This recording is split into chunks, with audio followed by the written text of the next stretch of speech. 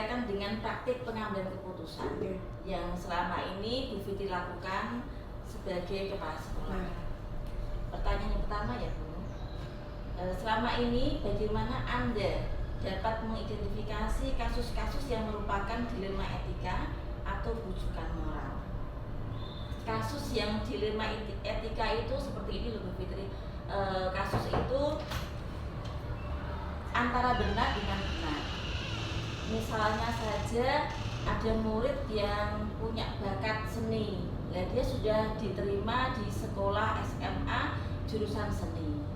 Akan tetapi dia itu lemah di matematika. Ketika tes ujian akhir, dia itu mencontek, ketahuan mencontek. Kalau menurut peraturan kan kalau dia mencontek kan otomatis gagal dalam tesnya itu, ujiannya itu. Akibatnya nanti kalau dia gagal, dia nggak bisa melanjutkan ke SMA yang sesuai dengan pilihannya. Itu berarti ini dilema etika. Itu apakah kita mengikuti aturan yang tertulis dengan memberikan nilai 0 pada dia, padahal dia sudah diterima di SMA yang dia inginkan jurusan seni, atau kita membuat pengecualian terhadap dia karena dia itu mempunyai bakat dan prestasi di sekolah tersebut. Terima kasih Bu ini. Jadi begini, misalkan itu terjadi pada saya sebagai kepala sekolah, tentunya ya memang kita mencari data-data dulu Mbak, saya itu seperti itu. Sebelum saya itu mengambil suatu keputusan, saya itu mencari informasi dulu. Mencari informasi dulu saya. Contoh yang gampang saja. Mungkin begitu punya kasus yang kasus itu kan banyak sih. Baik dulu saya sebelum jadi kepala sekolah, apalagi setelah kepala sekolah juga kasusnya juga malah banyak sekali.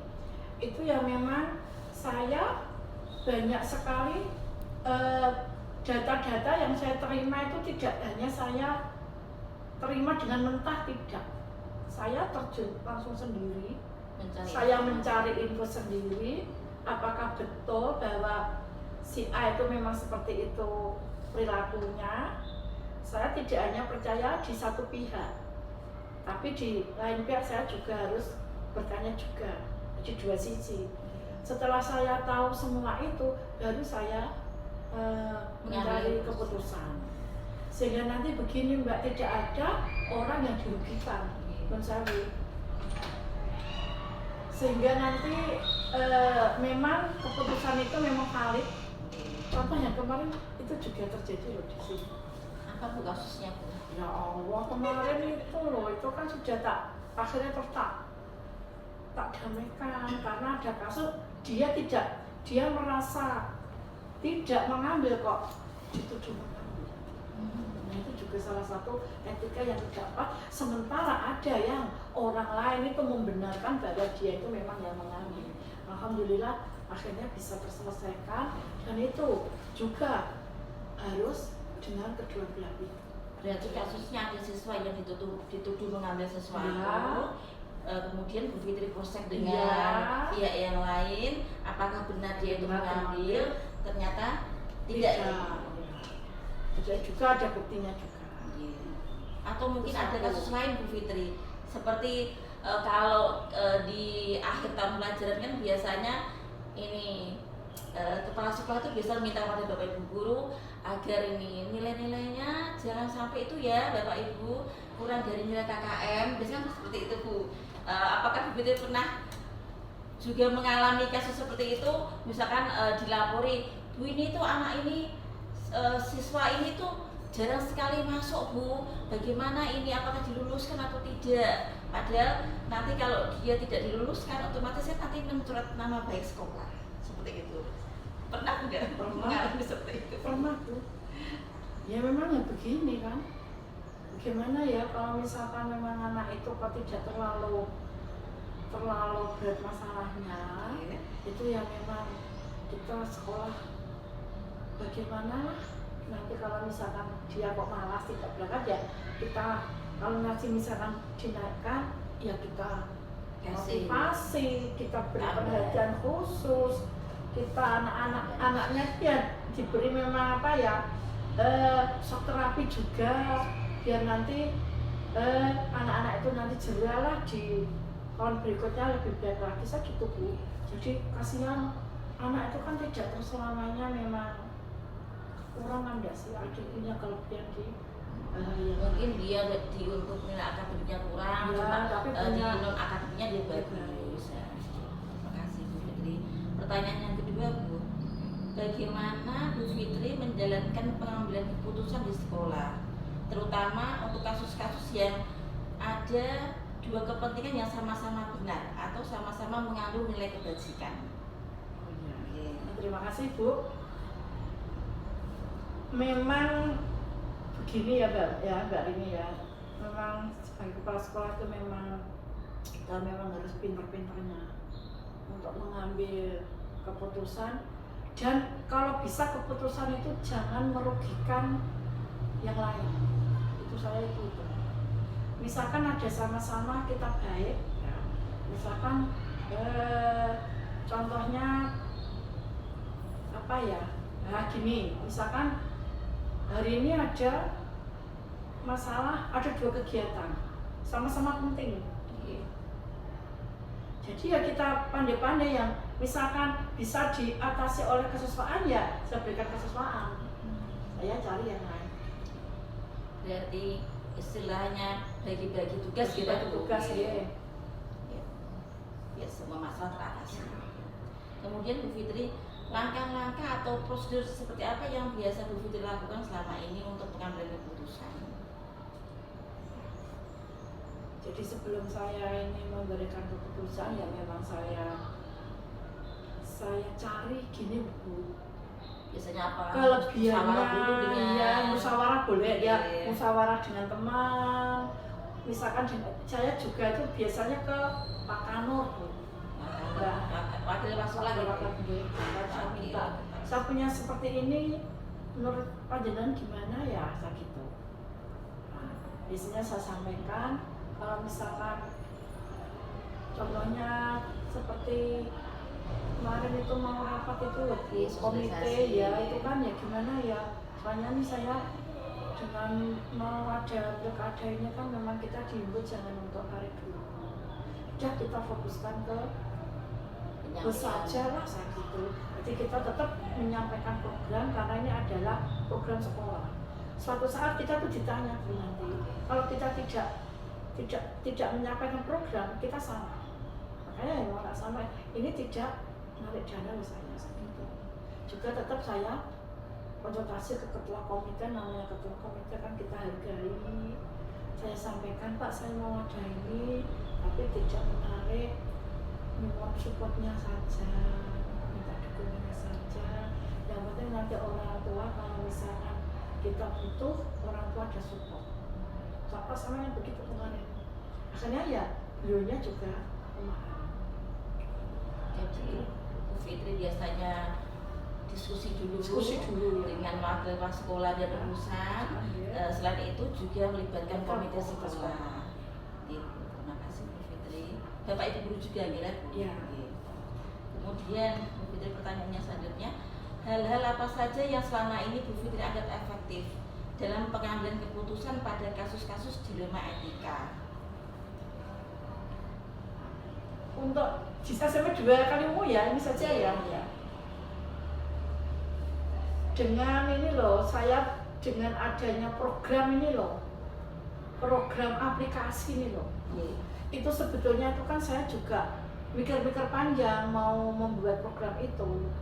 Sampai saya ajakan uji coba kemarin. Aplikasi yang sekolah.id itu. Ya, sekolah ID itu sebetulnya saya itu juga bagaimana ya nanti ke depan efektif enggak ya. Ternyata setelah uji coba sebelum tahun ajaran ini kan ada manfaatnya juga, maka akhirnya awal tahun sebelum kita mulai program itu saya turun tangan sendiri kemarin langsung ke anak-anak bahwa kita masuk tahun ajaran baru Senin kita sudah mulai menggunakan sekolah ID dan tidak ada anak yang namanya tidak tahu lah, Iya, tidak paham itu betul. Sehingga harapan saya apa ya, anak-anak disiplinnya lebih tinggi lagi dan untuk untuk prosentase anak-anak terlambat itu saya harap itu bisa teratasi dengan adanya sekolah ID itu harapan saya. Terima kasih. Yang selanjutnya Bu, hal-hal apa saja yang selama ini menjadi tantangan Bu Fitri dalam pengambilan keputusan pada kasus-kasus dilema etika yang menjadi tantangan Bu? Tantangan ya ini kadang namanya apa ya Mbak? Tantangan kan Iya. kasus ini kan sama-sama benar gitu ya Bu. Iya. Kadang kita tuh bingung kita harus seperti apa, apakah mengikuti peraturan atau bagaimana itu kan jadi dilema. Seperti yang Tantangan. Iya, tantangan kemarin seperti yang terjadi di SMP 2 Kaliungu itu kan juga ada. Banyak program-program baik, tapi ternyata kami juga untuk mengambil keputusan juga nanti takut disalahartikan. Program baik belum tentu diterima dengan baik. Itu. Makanya saya lebih amannya, maka saya punya, walaupun saya ini di sini memang pengambil keputusan utama, cuman untuk lebih baiknya biar tidak menyinggung perasaan, saya juga konsultasi ke atasan saya juga, gitu yang saya lakukan. Sehingga yang baik belum tentu diterima dengan baik juga, karena ini hubungannya dengan lembaga. Jadi untuk mungkin karena banyak orang itu Iya. banyak persepsi, Persepsi. jadi kadang tuh program baik juga belum tentu diterima dengan baik. Berarti harus dimusyawarahkan dulu. Terima kasih. Kemudian Bu Fitri, pertanyaan selanjutnya, apakah Bu Fitri memiliki tata kelola atau jadwal tertentu dalam sebuah penyelesaian kasus dilema etika? Apakah Anda langsung menyelesaikannya di tempat? Nah, saya kok langsung Mbak ya? Begitu. Saya tuh langsung, daripada nanti lupa. Sehingga misalkan ada kok laporan begini, langsung saya atasi, saya tidak lanjuti apapun, sehingga nanti juga kepuasan juga ada langsung pada kedua belah pihak, saya gitu. Jadi misalkan ada masalah, jadi tidak tunda-tunda, langsung saat itu juga saya langsung atasi, sehingga langsung teratasi, bebas. Nanti kan namanya masalah kan tidak hanya itu saja, nanti kan ya banyak juga kan. Di suatu lembaga itu kan banyak sekali masalah-masalah yang kita temui. Jadi untuk penyelesaiannya segera dalam penanganannya, cuma tidak memungkiri untuk berkonsultasi dulu, membahas itu untuk mengambil keputusan yang terbaik untuk itu. Oke. Kemudian Bu Fitri, selanjutnya, adakah seseorang atau faktor-faktor apa yang selama ini Bu Fitri rasakan untuk mempermudah atau membantu Bu Fitri dalam mengambil keputusan pada kasus-kasus dilema etika? Ya memang dibantu oleh teman-teman lah, Mbak. Tanpa bantuan mereka ya saya tidak bisa jalan. Memang ini namanya lembaga ya, memang kita semua memang ikut serta berperan lah. Ya minta bantuan memang tidak bisa saya jalan sendiri, sehingga nanti program-program bisa tercapai.